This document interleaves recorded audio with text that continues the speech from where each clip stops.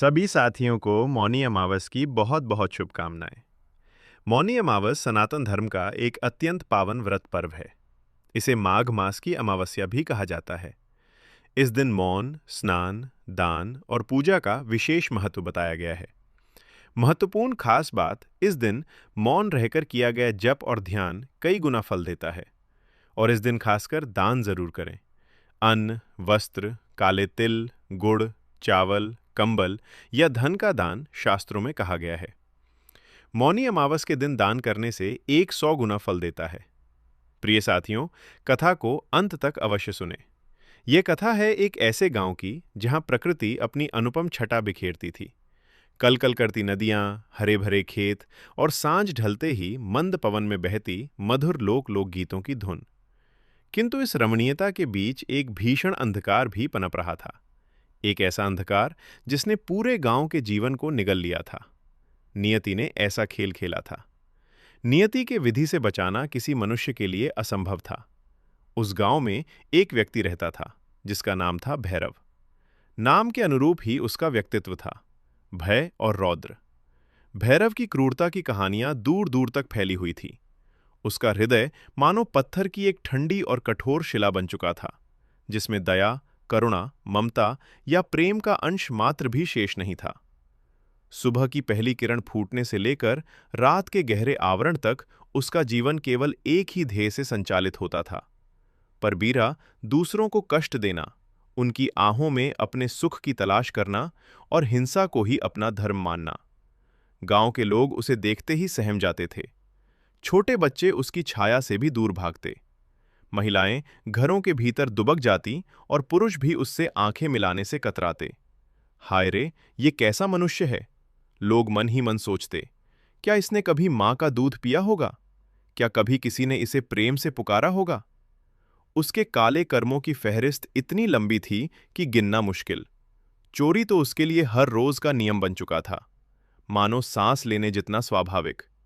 किसी गरीब किसान की मेहनत से उगाई फसल को पल भर में उजाड़ देना, किसी विधवा के अकेले सहारा उसके बचे खुचे गहनों को छीन लेना, किसी असहाय पथिक को लूट लेना और उसे लहूलुहान छोड़कर हंसते हुए आगे बढ़ जाना, ये सब उसके लिए एक खेल मात्र था। भैरव, अरे ओ भैरव! एक बार एक बूढ़ी मां ने अपने इकलौते बेटे की बीमारी के लिए बचाए हुए पैसे बचाने की विनती की थी। बेटा, मेरे पास कुछ नहीं बचा है। मेरे बीमार बेटे के लिए ये थोड़े से पैसे ही हैं, इसे मत ले जा। उसकी आंखों में आंसू थे, होंठ कांप रहे थे। पर भैरव भैरव ने उस बूढ़ी मां की ओर ऐसे देखा था जैसे वह कोई चींटी हो। एक क्रूर मुस्कान उसके चेहरे पर फैल गई थी। बीमार बेटा, तो क्या मैं उसकी दवाई खरीदने आऊंगा? दे जो कुछ भी है, और एक शब्द भी नहीं। कहकर उसने झटके से उसके हाथ से वह पोटली छीन ली थी और एक जोरदार धक्का देकर उसे जमीन पर गिरा दिया था। उस बूढ़ी मां की चीख सुनकर भी उसका हृदय तनिक भी द्रवित नहीं हुआ। उसे उस मां की आंखों में मौत का साया नहीं, बल्कि केवल अपनी विजय दिख रही थी। एक और घटना।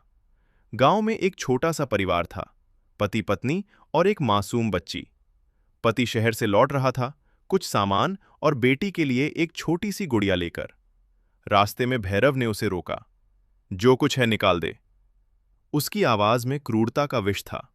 उस आदमी ने गिड़गिड़ाते हुए कहा, भाई, यह मेरी बच्ची के लिए है। मैं दिन भर मजदूरी करके लाया हूं, मुझे जाने दो। भैरव ने एक पल भी नहीं सोचा। उसने उस आदमी पर तलवार से वार कर दिया, उसे घायल करके उसके सारे पैसे और यहां तक कि वह नन्ही सी गुड़िया भी छीन ली। वो घायल आदमी जमीन पर पराजात छटपटाता रहा, पर भैरव ने पीछे मुड़कर भी नहीं देखा। उस रात उस परिवार ने जो दर्द झेला था, उसकी कल्पना भी नहीं की जा सकती। उस नन्ही बच्ची ने अपने पिता को लहूलुहान देखा, मां को बिलखते देखा। बाप रे बाप, ऐसा राक्षस तो कभी देखा ही नहीं। गांव के लोगों के मुंह से यही निकलता था। भैरव के लिए लोगों को सताना, उनकी चीखें सुनना, उनकी बेबसी देखना, यही उसके जीवन का एकमात्र आनंद था। उसके भीतर करुणा का बीज सूख चुका था। दया का फूल कभी खिला ही नहीं था। वह जानता था कि लोग उससे नफरत करते हैं, उससे डरते हैं, पर उसे इसकी परवाह नहीं थी। उसे लगता था कि यही उसकी शक्ति है। मैं ही सबसे बलवान हूं, वो मन ही मन दहाड़ता। एक दिन जब गांव के लोग अपने दैनिक कार्यों में लीन थे और भैरव अपनी अगली कुत्सित योजना बुन रहा था, एक संत गांव में पधारे। वे एक तेजस्वी महात्मा थे। तेरा मार्ग तुझे कहाँ ले जा रहा है? पुत्र, क्या तुझे कभी शांति मिलती है? क्या तेरी आत्मा कभी तृप्त होती है? संत की आवाज में एक अजीब सा जादू था। भैरव ने पहली बार अपने भीतर एक अजीब सी बेचैनी महसूस की, पर उसने उसे तुरंत दबा दिया। शांति, तृप्ति, ये सब कमजोरों के लिए है बाबा। मैं इन सब में विश्वास नहीं करता। पुत्र, तूने जीवन भर पाप किए हैं। तेरे कर्मों का बोझ इतना बढ़ गया है कि अब तेरी आत्मा भी करा रही होगी। भले ही तू उसे सुन ना पा रहा हो, पर अभी भी समय है। नियति ने तुझे एक अवसर दिया है, एक आखिरी अवसर। भैरव को संत की बातें सुनकर अजीब सा क्रोध आ रहा था, पर उसकी आंखों में पहली बार एक हल्की सी जिज्ञासा भी थी। कैसा अवसर? संत ने धीमे से कहा। अगले सप्ताह मौनी अमावस्या है। उस दिन तू गंगा तट पर जाना। वहां सुबह से शाम तक पूरे दिन मौन धारण करना। एक भी शब्द नहीं बोलना, मन से भी नहीं। और संध्या काल में उस पवित्र मौन के साथ गंगा में स्नान करना। यदि तूने ये कर लिया तो तेरी आत्मा के पापों का बोझ कुछ कम हो सकता है। भैरव को संत की बात बेतुकी लगी। मौन, वो जो हर समय अपनी शक्ति का प्रदर्शन करता था, जो हर पल दूसरों को धमकाकर अपनी बात मनवाता था, वो चुप रहेगा? मौन? ये तुम क्या कह रहे हो बाबा? ये मेरे बस की बात नहीं है। बस की बात क्यों नहीं है पुत्र? ये तो तेरी आत्मा की मुक्ति का प्रश्न है। एक दिन का मौन और गंगा मैया का स्नान, क्या ये तेरे जीवन भर के पापों से मुक्ति पाने का छोटा सा मूल्य नहीं है?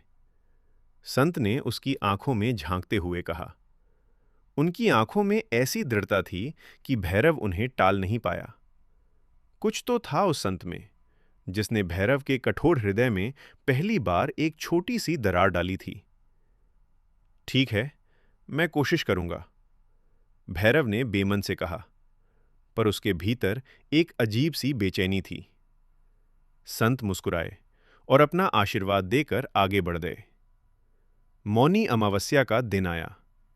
भैरव ने रात भर चैन की नींद नहीं ली थी। सुबह उठते ही उसके मन में उथल पुथल मच गई। मौन, भला ये कैसे होगा?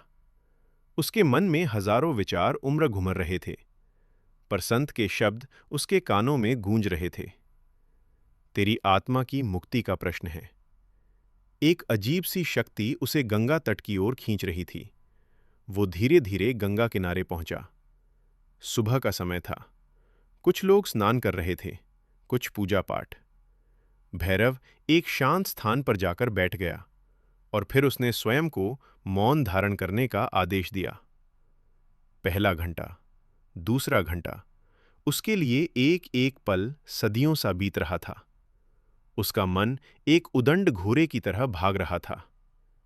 ये क्या बकवास है? मैं यहां क्यों बैठा हूं? मुझे तो गांव में जाकर किसी का धन लूटना चाहिए था या किसी को डराना चाहिए था। उसके भीतर की पुरानी आदतें उसे उकसा रही थीं, पर संत के शब्द, एक भी शब्द नहीं, मन से भी नहीं, उसे रोके हुए थे। धीरे धीरे जैसे जैसे मौन गहराता गया, बाहरी दुनिया का शोर शांत होता गया और उसके भीतर का शोर बढ़ने लगा। पहली बार उसे अपने भीतर इतनी शांति मिली थी कि वो अपने मन की गहराइयों को सुन पा रहा था। और वहां उसे सिर्फ एक ही आवाज सुनाई दी। पाप। एक एक करके उसके जीवन के काले अध्याय खुलने लगे। हाय रे, वो बूढ़ी मां जिसके मैंने दवाई के पैसे छीन लिए थे, उसकी आंखों में कैसी बेबसी थी। उसका बेटा, क्या वो बच पाया होगा? नहीं, वो मर गया होगा मेरी वजह से। एक स्मृति ने उसके हृदय पर हथौड़े की चोट की। वो बच्चे जिसकी गुड़िया मैंने छीनी थी, उसकी चीखें, वो नन्ही सी आत्मा, मैंने उसे क्या दर्द दिया था? उसका पिता मेरा ही वार था जिसने उसे मौत के मुंह में धकेला। उसकी आंखें नम होने लगीं, पर अभी भी आंसू नहीं बह रहे थे। कितनी जिंदगियां, कितनी आय, कितनी बेबसी। मैंने कितने परिवारों को बर्बाद किया, कितने लोगों को भूखा मारा, कितने घरों के दीपक बुझाए। एक एक करके चेहरे उसकी आंखों के सामने नाचने लगे। वो किसान जिसकी फसल लूटी थी, वो व्यापारी जिसका सामान छीना था, वो युवा जिसे बिना कारण पीटा था। मौन में उसे अपने पाप याद आने लगे। हर एक पाप एक भीषण वज्र की तरह उसके हृदय पर गिर रहा था। नहीं, ये मैंने क्या किया? वो मन ही मन चीख रहा था। उसका शरीर कांप रहा था, उसका सिर भारी हो रहा था। उसे लगा जैसे उसके शरीर में आग लग गई हो, उसके भीतर का हर कण दर्द से चिल्ला रहा हो। दोपहर हुई, सूरज सिर पर चराया। तपती धूप में भी वो बैठा रहा। मौन ने उसके भीतर एक ऐसा दर्पण स्थापित कर दिया था जिसमें उसे अपना घिनौना, क्रूर और पापी चेहरा स्पष्ट दिख रहा था। उसे अपनी सारी गलतियां, अपनी सारी क्रूरता, अपनी सारी हिंसा किसी फिल्म की तरह दिख रही थी, और वो उसका नायक नहीं बल्कि एक दानव था। मैं कितना नीच था, कितना क्रूर। मैं उसके जीवन के सबसे पवित्र आंसू थे जो उसके हृदय को धोने का प्रयास कर रहे थे। संध्या होने लगी थी। सूरज की किरणें धीमी पड़ रही थीं। गंगा का जल सुनहरी आभा से जगमगा रहा था। भैरव का शरीर कांप रहा था, पर उसका मन अब शांत होने लगा था, जैसे तूफान के बाद का समुद्र। उसकी आंखों में अभी भी आंसू थे, पर उनमें अब दर्द के साथ साथ एक अद्भुत शांति भी थी, पश्चाताप की शांति। तभी उसने देखा कि एक वृद्ध साधु उसकी ओर आ रहे हैं। उनका मुखमंडल शांत और दिव्य था। उनकी आंखों में अद्भुत चमक थी।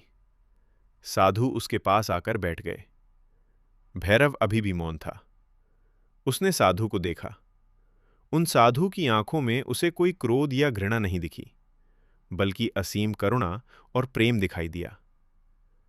पुत्र, तूने अपने मौन को सिद्ध कर लिया, साधु ने मधुर स्वर में कहा। भैरव मौन ही रहा, पर उसकी आंखों से और आंसू बहने लगे। वो साधु को अपनी पीड़ा बताना चाहता था, अपने पाप स्वीकार करना चाहता था, पर उसका मौन अभी खंडित नहीं हुआ था। मुझे पता है पुत्र, तू क्या कहना चाहता है। तेरे आंसू ही तेरी कथा कह रहे हैं। तूने जीवन भर पाप किए, पर आज तेरी आत्मा जाग उठी है। ये मौन, ये पश्चाताप, ये आंसू, यही तेरे पापों का प्रायश्चित है। साधु ने उसे सहारा दिया। अब जा, गंगा में डुबकी लगा। ये गंगा मैया तेरी सारी मैल धो देंगी। भैरव धीरे धीरे उठा। उसके पैर कांप रहे थे, पर उसका हृदय हल्का हो रहा था। वो गंगा के पवित्र जल में उतरा। एक डुबकी लगाई, 2 डुबकी। तीसरी डुबकी लगाते ही उसे लगा जैसे उसके शरीर से एक विशाल बोझ उतर गया हो। गंगा का ठंडा जल उसके तन मन को शांत कर रहा था। उसे लगा जैसे मां गंगा उसे अपने आंचल में समेटकर उसके सारे पापों को धो रही हो, उसे फिर से एक नवजात शिशु की तरह पवित्र कर रही हो। जब वो गंगा से बाहर निकला तो साधु अभी भी वहीं बैठे थे। पुत्र, मैं जानता हूं कि तूने अब तक जो किया वो नियति का भीषण खेल था, तेरे पूर्व जन्मों के कर्मों का फल था और तेरे स्वयं के मोह और अज्ञान का परिणाम। पर अब तूने अपनी आत्मा को जागृत कर लिया है। तूने आज भगवान को मौन पुकार लगाई है और उन्होंने तेरी सुन ली है। भैरव पहली बार बोला। उसकी आवाज थरथरा रही थी। महाराज, मैं बहुत पापी हूं। मुझसे भयानक भूल हुई है। क्या मुझे कभी मोक्ष मिल पाएगा? क्या मेरे पाप माफ हो सकते हैं? साधु ने प्रेम से उसके सिर पर हाथ फेरा। पुत्र, भगवान विष्णु दया के सागर हैं। वे केवल पश्चाताप देखते हैं। तूने सच्चे हृदय से पश्चाताप किया है। जान ले, मैं कोई सामान्य साधु नहीं। मैं स्वयं भगवान विष्णु हूं, जो तेरी आत्मा की पुकार सुनकर यहां आया हूं। तेरा ये मौन, तेरे ये आंसू, तेरी यह पश्चाताप की अग्नि, यही तेरा सबसे बड़ा यज्ञ है। तूने अपने भीतर के दानव को मार दिया है और अब तेरी आत्मा शुद्ध हो गई है। भैरव ने आंखें फाड़कर साधु को देखा। भगवान, आप? उसकी आंखों में श्रद्धा और कृतज्ञता के आंसू थे। हां पुत्र, अब तू वापस जा। ये मत सोचना कि तेरे सारे पाप एक ही दिन में धुल गए। ये तो मात्र एक शुरुआत है। अब से तू अपना जीवन धर्म के मार्ग पर चला। लोगों की सेवा कर, किसी को कष्ट मत दे, अपने पापों का प्रायश्चित कर। यही तेरा आगे का मार्ग है। अपनी आत्मा को कभी मैला मत होने देना। साधु के रूप में भगवान विष्णु उसे मार्गदर्शन देकर अंतर्ध्यान हो गए। भैरव वहीं गंगा तट पर घुटनों के बल बैठ गया। उसकी आंखों में अब कोई क्रोध नहीं था, कोई क्रूरता नहीं थी, बस असीम शांति, भक्ति और कृतज्ञता थी। उस दिन के बाद भैरव बदल गया। वो वही भैरव था, पर अब उसका हृदय पिघल चुका था। वो गांव में वापस लौटा, पर अब वो लोगों को डराता नहीं था, बल्कि उनके पैरों में झुककर अपनी गलतियों के लिए क्षमा मांगता था। मुझे माफ कर दो भाइयों, बहनों, मैंने तुम सब पर बहुत अत्याचार किए हैं। मैं एक पापी था, मुझे माफ कर दो। उसकी आंखों में सच्चे आंसू थे। शुरू में लोगों को विश्वास नहीं हुआ। ये नाटक कर रहा है, ये फिर कोई नई चाल चल रहा है। पर जब उन्होंने देखा कि भैरव सचमुच बदल गया है, वो अब चोरी नहीं करता, किसी को सताता नहीं, बल्कि दिन रात दूसरों की सेवा करता है, तो उनका हृदय भी पिघलने लगा। वो बूढ़ी मां, जिसके बेटे के पैसे उसने छीने थे, भैरव ने उसकी सेवा की, उसकी देखभाल की। उस बच्ची के परिवार से भी उसने क्षमा मांगी और उनके लिए सब कुछ किया जो वो कर सकता था। भैरव ने अपना शेष जीवन तपस्या और सेवा में समर्पित कर दिया। उसने एक छोटी सी कुटिया बनाई और वहीं रहकर लोगों की मदद करता। वो अपनी गलतियों को कभी नहीं भूला, पर अब वो उनसे डरता नहीं था, बल्कि उन्हें याद करके और अधिक विनम्र और दयालु बन गया था। वो एक नया इंसान बन चुका था, जिसने अपने भीतर के पापी को मारकर एक संत को जन्म दिया था।